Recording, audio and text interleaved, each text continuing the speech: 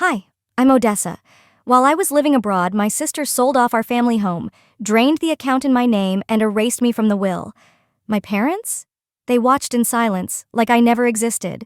But when I came back, I didn't just want answers. I wanted accountability. Want to know what I did when I found the forged deed and her confession? Before we dive in, let us know. What time are you listening to this, and where are you? Drop a comment. We'd love to hear from you. I didn't sleep that night, not even a minute. I lay in the guest room, if I could still call it that, watching the ceiling fan spin slow and steady like it had no idea the ground under this family was shifting. The walls hadn't changed. Same wallpaper from my grandmother's era, same drawer knobs I helped paint when I was 10, and yet everything felt foreign, like I'd been dropped into a carefully reconstructed replica of my life. Except in this version, I didn't exist. Around 5 in the morning, I sat up, my hair tangled, mouth dry. I dressed quietly, pulled on the same jeans from the day before, and crept down the hallway like a guest overstaying her welcome. No one else was awake yet, or maybe they were pretending not to be. I grabbed my keys off the hook, the only thing still hanging where it always had, and slipped outside into the morning haze. The dew on the lawn chilled my ankles through thin socks. I sat in my car for a while, gripping the steering wheel with both hands, trying to ground myself in something I still owned. I didn't drive right away. I needed a destination first, somewhere that didn't smell like rotting memories. Then I remembered the Buncombe County Clerk's office. If I was really erased, I needed to see it with my own eyes. It opened at 8. I killed time with a sad cup of diner coffee and a parking lot full of retirees waiting for the Social Security office next door. When the clock struck 7:58, I got in line, folder clutched in hand like it contained something more than my shattered sense of belonging. Inside, the tile floors echoed under every step. The clerk behind the plexiglass barrier barely looked up when I slid over my request. "I'm looking for the title record on 921 Eastfield," I said, voice tight. She typed. Her long nails clicked fast against the keyboard. Then she frowned. "You're not listed as an owner," she said. "It's under Tamsin Weller, sole holder. Last update was 14 months ago." My ears rang. I blinked slowly, processing the words like a foreign language. "Is there any indication why I'm not included?" I asked. "It was supposed to be shared inheritance." The clerk tilted her head. "You'd have to check with whoever filed the change. We just show who's on the deed." "Do you have a copy of that form?" She gave me a cautious look, then printed the sheet. My hands shook as I took it. The signature. It was a version of mine, but off. The loops were too stiff. The D in Odessa curved the wrong way. I'd know it anywhere. I stepped out into the parking lot, trying to breathe. She forged it. Tamsin forged my signature. Not just a grab for money. She rewrote legal history to make it seem like I'd willingly walked away. And the worst part? My parents didn't say a word. I pulled out my phone and stared at the screen, debating who to call. My first instinct was Mom. But then I remembered the way she'd looked past me last night, like I was something she didn't quite remember requesting. So I texted Darian instead. Just 5 words. "She forged my name. Help." He called within seconds. "Where are you?" he asked. I told him. "I need everything," he said. "Deed, signature, date of transfer, and if you can, get your passport records. I'll start pulling state records on my end." "I'm on it," I said.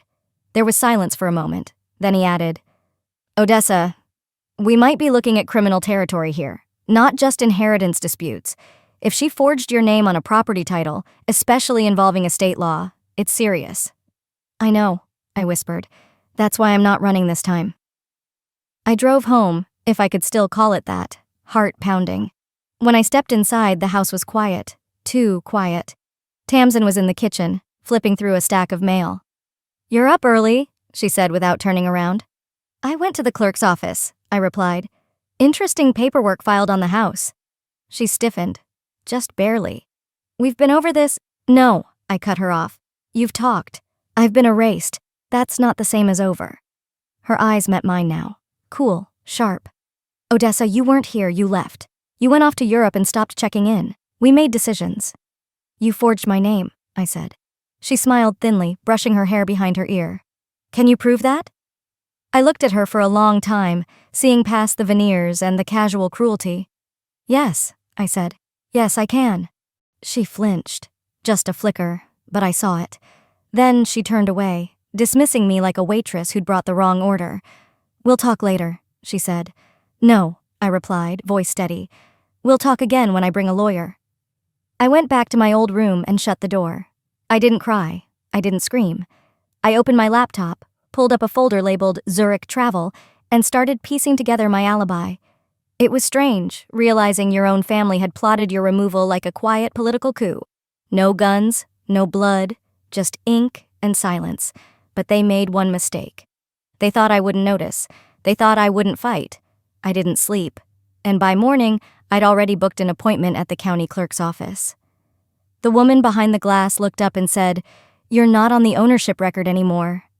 I didn't answer right away. My throat had gone dry.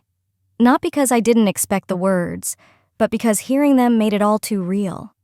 I leaned against the counter, steadying my hands as I tucked a strand of hair behind my ear, pretending the gesture could hold me together. The clerk, a woman maybe in her 60s, gave me a sympathetic look, the kind you reserve for people whose bad day has nothing to do with traffic or a spilled coffee. "Is there anything else I can help you with?" she asked gently. "Can I see the title transfer history?" I said, trying to sound composed. She typed something into the computer, clicked, then slid a printed page under the glass. "This is what's on file. It was updated over a year ago." I scanned the sheet. Tamsin's name was listed alone. My own was gone, deleted like an old email. At the bottom was a scribbled signature, mine, or something close enough to pass if no one was paying attention. The clerk leaned in. "You might want to talk to a lawyer, sweetheart, especially if you didn't sign that." I nodded, mouth tight. "Yeah, that's the next stop." Back in the parking lot, I climbed into my car and just sat there. My hands trembled around the steering wheel. I wasn't angry yet. I was something colder. A stillness just before the pressure hits the breaking point. My phone buzzed in my lap. Unknown sender. "Check 921 Eastfield RD on Haven Properties. The listing's been up for 3 days. Ask yourself why." My heart stalled, then kicked up with sharp precision. I clicked the link.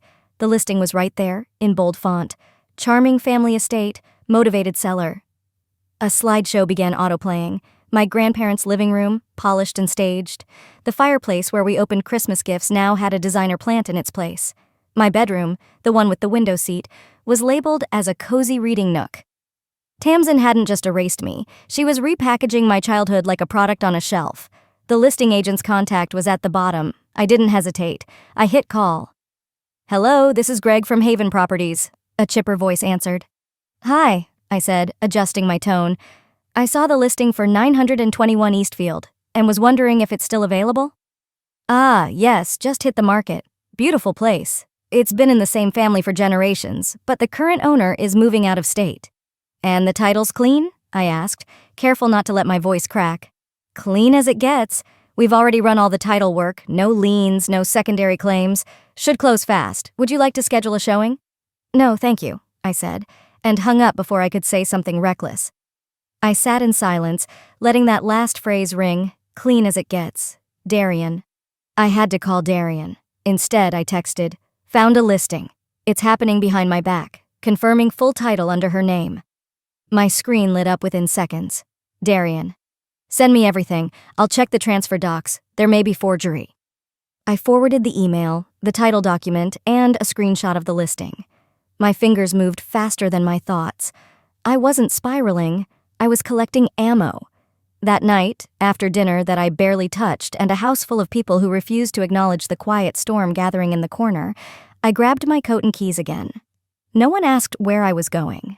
Driving past the house felt like slipping into someone else's dream.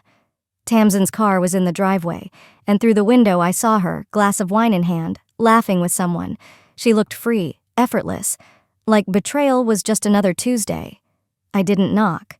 Instead, I pulled away, turning off the main road toward the only person who still remembered who I was before all of this. Not the dutiful daughter, not the distant sister, the woman who learned to build firewalls, digitally and emotionally, and who knew when to stop being polite. I didn't have a plan yet, but I had a name, I had a trail, and now I had proof. They wanted to erase me quietly. But I wasn't going quietly anymore. "I'm coming to see you," I texted Darian, "and this time I'm bringing everything." Darian met me at his downtown office, holding 2 coffees and a file that already had my name on it. He didn't ask how I'd slept, because he knew the answer. He just nodded toward the chair across from his desk, handed me the coffee, and opened the file. "There was a formal renunciation of claim filed 13 months ago," he said. "Signed in your name. Notarized in Asheville." I took the page slowly, reading it like I was staring at a stranger's confession. Everything looked neat, official, proper. "I didn't sign this," I said flatly. "I was in Switzerland that month." Darian nodded, flipping to the next sheet. "The notary listed is real, but if you didn't sign it, we're looking at forgery.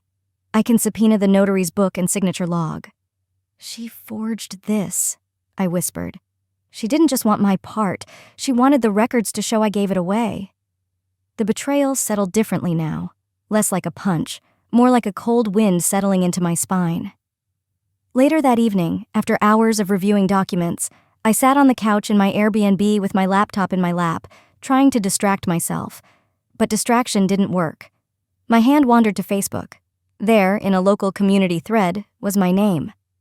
"Odessa left the country years ago. She cut everyone off. Pretty sure she told her mom she didn't even want the house. Well, Tamsin's been the one holding things down. Of course they left it to her." My heart pounded. I scrolled through more, posts, comments, replies.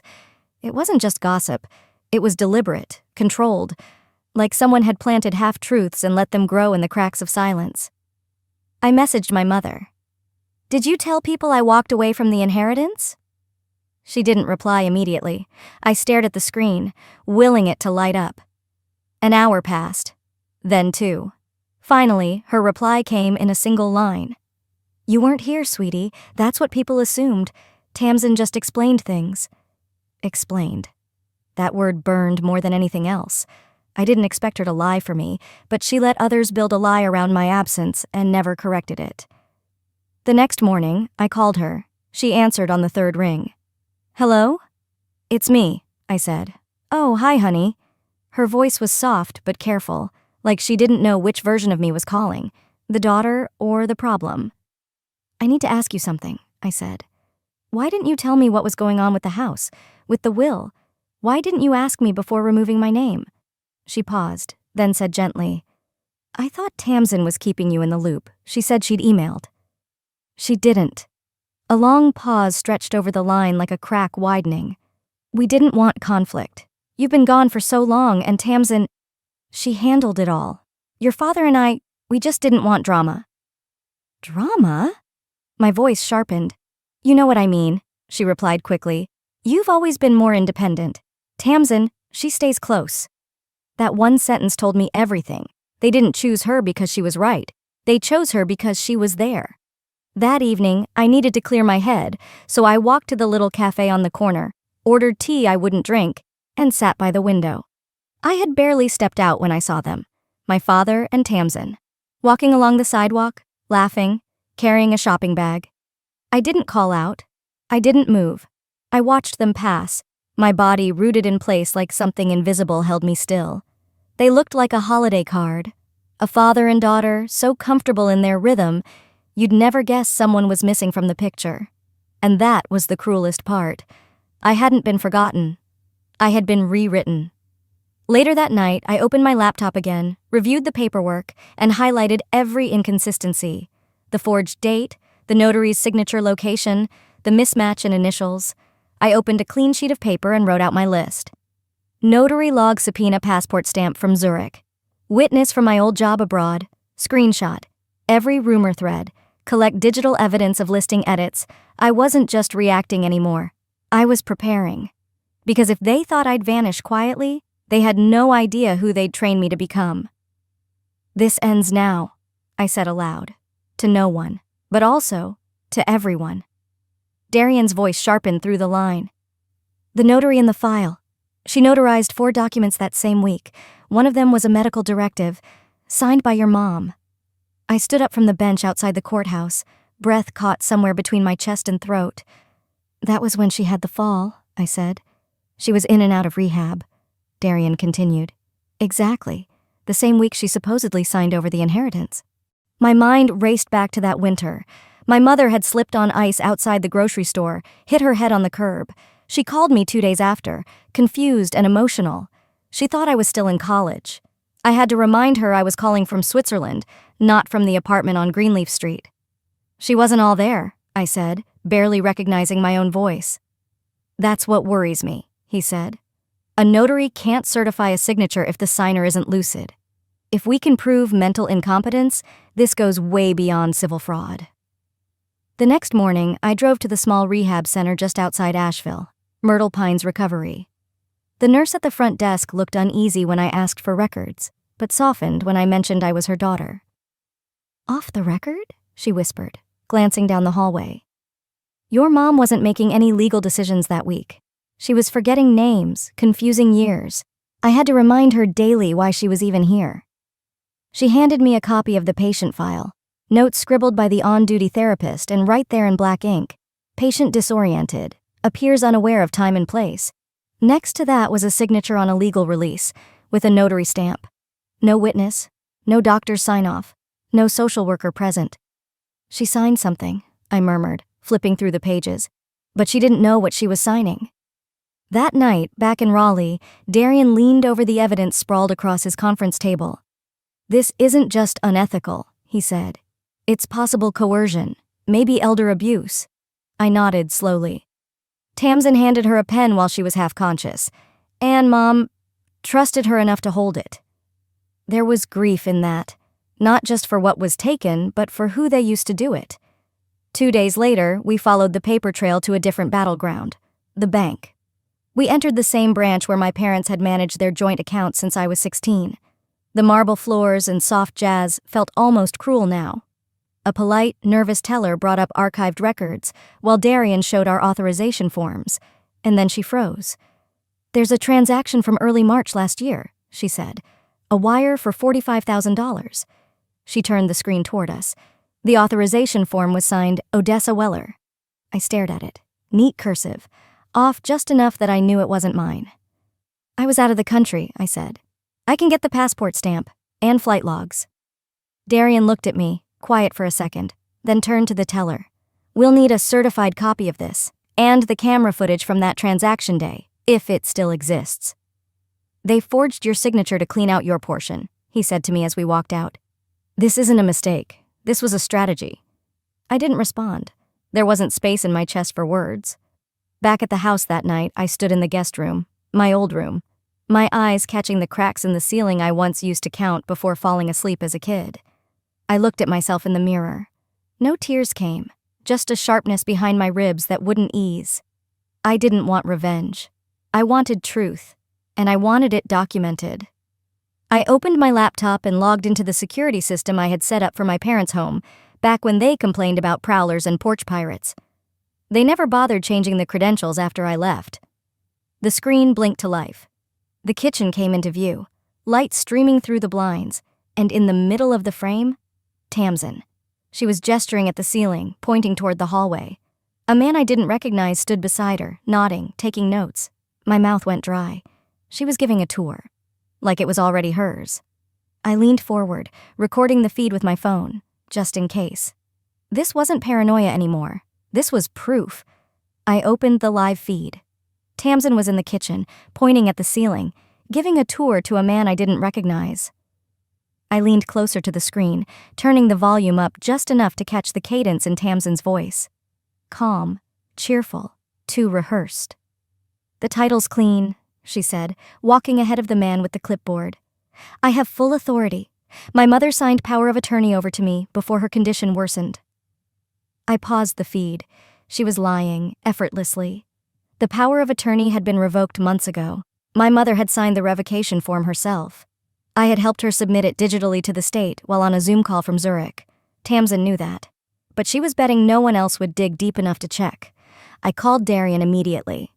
"She's using a voided POA," I told him. "She's doubling down," he replied. "That's document fraud. If she presents it to a buyer or title company, that's misrepresentation. And if she tries to close with it, she's cornering herself legally." I stared at the paused image of my sister gesturing toward the skylight I'd once helped install. "She's selling the only place that still remembers who I was," I said. Later that afternoon, while compiling screenshots of the live feed for Darian's records, my phone buzzed with a text. It was from a name I hadn't seen in years. Mrs. Calder. She lived next door to us since before I was born. Always polite, always watching. She once knew every detail of our birthdays, where we were headed for college, who we were dating. The message was short. You should see this. I recorded it 2 weeks ago. I didn't know who else to send it to. There was an attachment, a video clip. I tapped it open. The view was from her back porch, angled across the fence into ours. Tamsin stood at the edge of the deck, towering over our mother, who was seated, clutching the armrest of the porch swing. Don't say anything to Odessa, Tamsin snapped. Do you want to lose this house too? Mom flinched, turning her face away. I watched it again, and again. And then I muted the video, but the rage didn't fade. It hummed underneath my ribs, dull and deadly. The silence in our family hadn't just been passive. It was manufactured, enforced, controlled. This wasn't tension anymore. It was intimidation. That night, I called my father. I didn't rehearse what I was going to say. I let the weight of the facts do the speaking. Dad, I began, I saw the footage. I know what she's doing, and I know you've let her. He didn't answer right away. I could hear the creak of his chair, the flick of his lighter. He always smoked on the porch when he was avoiding the truth. You should talk to your sister about this, he said finally. We don't want trouble. The words hit like cold water. You already have it, I said. A pause. She's your sister, Odessa. No, I said. She's your liability. And mine, too, until now. I hung up, opened my laptop, and drafted an email to Darian. We go public. File the injunction. Start the process. I reread it once, then hit send. The next day, as the sun began to fall behind the Blue Ridge horizon, I drove to the edge of Eastfield Road and parked across from the house. I didn't go inside. I didn't need to. I waited. About 20 minutes later, the front door swung open. Tamsin walked out with the man from the video feed, clipboard still in hand. They were laughing again, almost too hard, like they knew someone was watching and wanted to perform normalcy. I stepped out of my car. Tamsin noticed me first. Her laugh faltered. If you go through with this, I said calmly, I'll take everything you value, not just the house, your name, your narrative, your future. She tilted her head. Are you threatening me? I'm warning you, I replied. There's a difference, and I have evidence to back every word. The man beside her shifted uncomfortably, glancing between us. Tamsin smiled, but it didn't reach her eyes. I don't scare that easy. You should, I said. You're not lying to a family member anymore. You're lying to the law. I turned and walked back to my car. The only sound was my heels against the pavement and the high-pitched whir of the engine starting. They'd drawn first blood, but I was done bleeding. The next morning, I walked into the bank with a folder and a subpoena. The branch manager didn't even try to hide the panic in his face as he stared at the document I slid across his polished desk. I watched his eyes skim the forged transfer slip bearing my signature, my full legal name, written in someone else's handwriting. I'll need a moment to verify this, he said, his voice losing its usual bank tone confidence. You'll find a loan issued for $38,000, I said calmly. It was secured using my name and social security number. The address listed is 921 Eastfield. His lips pressed together. He tapped at his keyboard, glanced between screens, then pulled up the exact record. He exhaled through his nose. It's there, he said quietly. Auto loan, issued March last year. It cleared in 1 day. Darian, seated beside me, leaned in. Odessa was in Zurich. We have passport stamps, employment logs, flight itineraries. That's not just suspicious, that's fraud. The manager nodded, visibly sweating now. Would you like us to launch an internal inquiry? We'd like a full printout of all transactions linked to that loan, Darian said, and the original application. Also, security footage, if you still have it. Of course, the man replied. I'll put the request in now. I folded my hands in my lap. They hadn't just tried to take the house. They had borrowed against my identity, my future, as if I was nothing but paperwork they could shuffle to fund their version of the truth. That night, back at the rental, I sat at the edge of the bed and opened my laptop. I uploaded all the security footage from the house to 3 separate cloud drives, 2 personal, 1 legal. Then I watched the clips again, not out of masochism, but to make sure I didn't miss anything. Tamsin gave a full tour of the home. Living room, kitchen, my old bedroom. "This is the house I grew up in," she told the buyer, voice full of warmth I hadn't heard in years. "It's mine now. I've handled all the legal stuff." Another clip showed Colby, her husband, in the driveway, speaking with a second man in business casual, pointing to the gutters and garage door. I zoomed in on the timestamp. It was the same week she claimed nothing was happening with the property. I downloaded every frame. Darian's reply came within minutes of me forwarding the folder. "Got it. Building the case now. Property misrepresentation, POA misuse, identity theft, financial fraud." I didn't smile. I just finally felt functional again. The following morning, we walked into the county clerk's office. Darian wore his courtroom face, and I wore mine, the one I'd sharpened during years in tech presentations in front of skeptical, all-male teams. We submitted the injunction paperwork to halt any sale of the Eastfield property. We froze related bank accounts under investigation. The clerk stamped everything, glanced at me briefly, then gave a small nod. On the way out, Darian turned to me. "They're going to push hard. They'll paint you as bitter, vindictive. You sure you're ready for that?" I didn't hesitate. "They've had years to build a lie. I've had a week, and it's already crumbling." He smiled. "Let's finish the job." That evening, I was going through my notes when my phone buzzed. Tamsin. I didn't answer, but I read the text. "What the hell are you doing? The bank called. Why are you trying to destroy everything?" I stared at the screen. My fingers moved before I even realized I was typing. "You shouldn't have forged my name." I pressed send. She didn't reply, and I didn't need her to. This wasn't revenge. It wasn't even personal anymore. This was simple arithmetic. They had subtracted me from the will, the house, the family narrative. But I had receipts now, and I wasn't just adding myself back. I was taking back what they tried to steal. The next morning, I filed the fraud report and subpoenaed Tamsin's full communication history. Darian looked up from his laptop and said, "You're going to want to see what we just pulled from her email archive." I stepped into the room. His screen was already turned toward me. He tapped one file open, a forwarded message from Colby, dated 9 months ago. "If she shows up, we'll say she walked away. No court will care if it's all cleaned up by then." Below it, another email. This one from Tamsin to an old friend who worked in HR at a global tech company I had once interned for in Boston. "Do you still have access to travel and visa logs? I just need to confirm my sister's overseas status. Long story, family stuff, just covering all angles." I read it twice, then again. The implication landed hard, but cold. This wasn't sloppiness. This wasn't desperation. This was rehearsed. Darian leaned back. "They mapped this out. A full timeline. Signatures, witnesses, storylines. This isn't just fraud. It's conspiracy." I nodded, but my face didn't move. Inside, something had split wide open. Not grief, not fury, precision. 2 days later, we stood inside a modest courtroom in Buncombe County.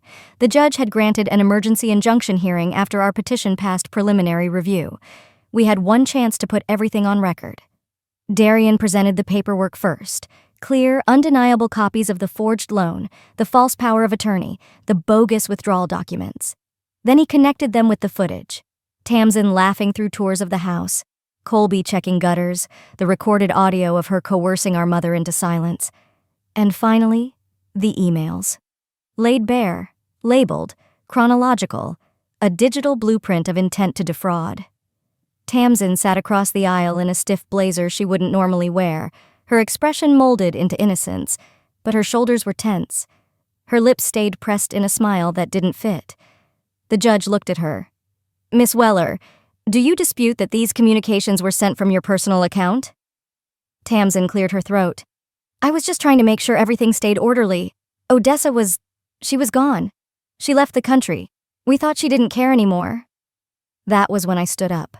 No raised voice, just my voice. I was living abroad, not abandoned. I sent holiday messages, I called. I still paid property taxes with my name on the file. Tamsin opened her mouth, but the judge raised his hand. I looked around the room. My mother was sitting in the second row, hands clutched around a wad of tissues. My father hadn't shown. I breathed out. Distance isn't absence, silence isn't consent, and family doesn't mean you get to write me out of my own story. A stillness swept the courtroom. Even the clerk looked up. For the first time, I whispered. They couldn't talk over me, because now the evidence speaks louder. When the judge ruled to freeze all sales, launch a forensic audit into every transaction tied to the estate, and reopen the inheritance claim under suspicion of collusion, I didn't cheer. I just sat down. Behind me, I heard it. A soft sob. My mother. I didn't turn around. The pain wasn't from winning or losing. It was from realizing how deep silence can cut when it comes from the people who once kissed your scraped knees and packed your school lunches. Tamsin turned around once before the bailiff signaled for her to leave. She didn't look angry anymore. She looked terrified. She'd spent so long orchestrating the lie, she never thought it would turn back on her like a mirror. When the lies collapsed, the silence cracked too, and the only thing louder than the truth was what it cost to speak it. Outside, a reporter from the Asheville Register was waiting. He had a notepad, old school, and a windbreaker that said, "Press," in peeling white letters. "Miss Weller," he said gently, "any statement about the proceedings today?"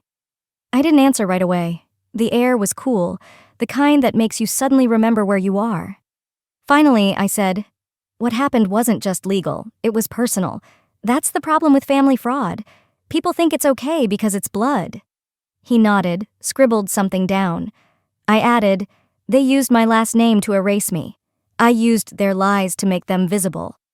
And then I walked away. No shaking hands, no looking back.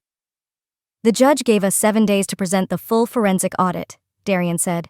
"We just found something else." A second mortgage appeared, one I never signed, and the buyer was listed as a company tied to Colby. Darian's jaw clenched as he spun his laptop around for me to see. It's not even subtle. The shell company was incorporated by a guy named Evan Trask, Colby's business partner. I scanned the documents, the signatures, the addresses, the bank routing info, all built on top of my identity. "It's under your maiden name," Darian added, "but the intent is clear. They used your name to leverage equity they never had rights to. That's not just theft, that's laundering."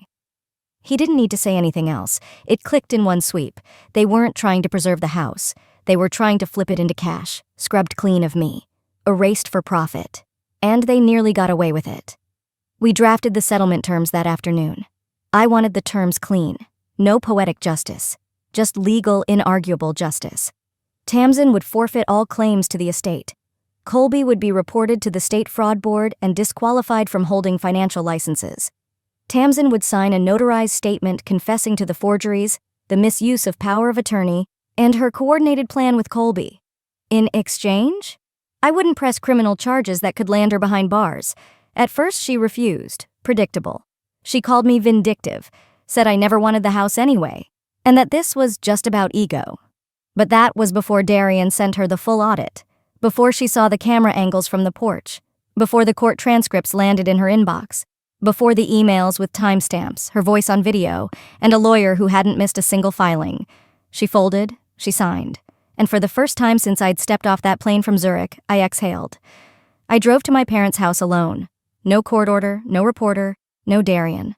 Just me, and a manila envelope. My father opened the door. He looked smaller than I remembered, or maybe I just stopped shrinking myself to fit their expectations. I handed him the envelope. He didn't ask what was inside. Behind him, my mother sat near the living room window, staring at the garden like it was talking to her. Her cardigan hung loosely from her shoulders. Her hands didn't move. I stepped inside just far enough to be heard. "You don't need to choose sides anymore," I said. "The truth already did that." My father flinched, but he didn't speak. That had always been his thing, staying quiet, avoiding the mess. But silence doesn't keep families whole. It just lets the loudest person win. I turned back toward the door, leaving the confession behind. The final nail in their illusion of innocence. The air outside was warm. Not hot, just the kind of southern spring heat that made everything smell like grass and bark. As I walked down the driveway, I passed the patch of pavement I used to roller skate on, the slope I once skinned my knees down, the oak tree where we hung plastic Easter eggs on a string. I didn't cry, not this time. My phone buzzed. It was Darian. "It's done," he said. "The judge signed off. The property title is yours again. You're legally cleared." I smiled, not wide, just enough to feel it. "Thanks," I said. "I'm emotionally clear too." He didn't answer right away. Then, You sure you're okay? I am not looking for revenge, Darian, I said. I never was. Then what were you looking for? Closure, I said, and I earned every page of it. 2 weeks later, I packed up the last of my things and drove north, to a place I didn't need permission to belong. The cabin was small, but the quiet didn't feel empty. It felt earned. A dirt road led to a clearing tucked between the trees, just outside Boone. There were no neighbors in sight, no sounds but birds and the wind slipping through pine needles. It had taken 3 weeks of sorting, boxing, and signing releases to get here, but when I stepped out of the car, the weight I'd been carrying didn't follow. There were no long, bitter glances, no door locks changed without notice, no legal papers stuffed into drawers with my name erased. Just a rented cabin with 1 bedroom, a screened porch, and a welcome mat that didn't judge me for walking in alone. I brought 1 suitcase. That's all I needed. Inside, I placed a small photo on the nightstand. Me and my grandmother, covered in flour, laughing in her kitchen.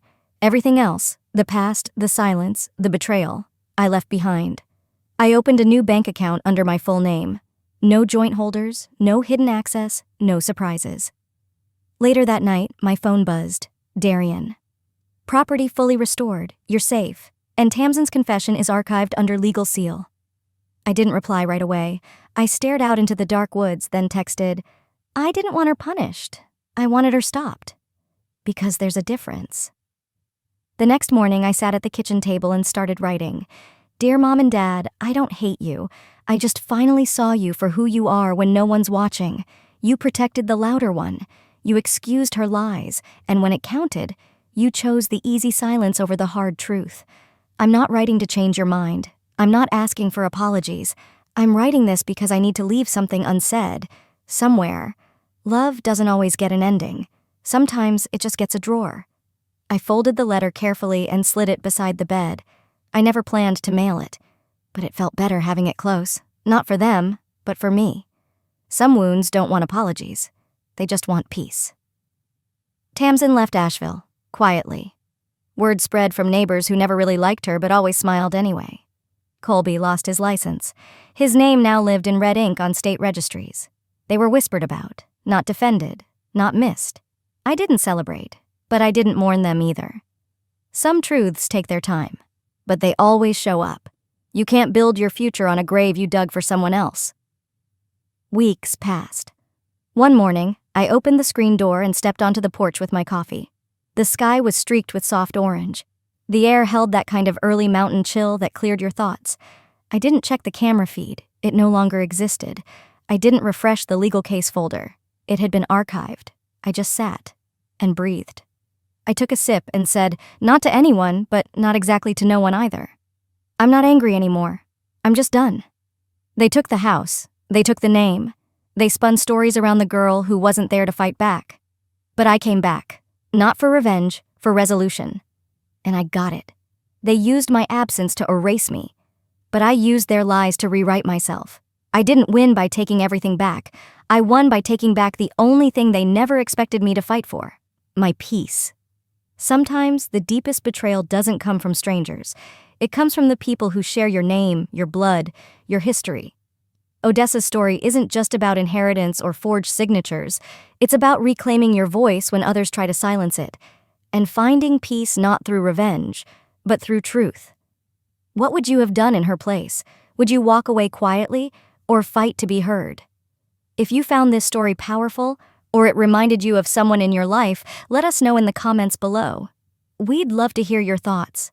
Don't forget to like, share, and subscribe for more stories that reveal the raw, real, and sometimes ruthless sides of family. We've got more coming your way soon.